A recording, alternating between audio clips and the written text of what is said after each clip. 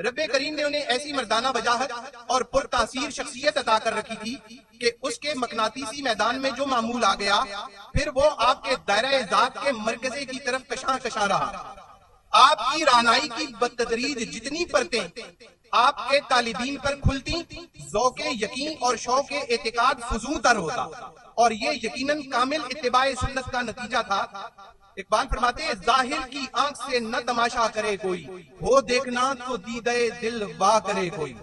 عاجزی ان کے خمیر میں شامل تھی، دمے رفتار جھکی نگاہیں، چال ڈھال میں متاثر کن عاجزی، اور ان کی گفتار بھی مکر و ریا سے پاک، زائد از ضرورت تکلف سے آری، ایسی عاجزی کہ جس سے وقار اور للہیت جھلکتی۔ اظہار التفات کے لیے اپنے تلامذہ کو بھی بھائی جان کہہ کر مخاطب کر جاتے۔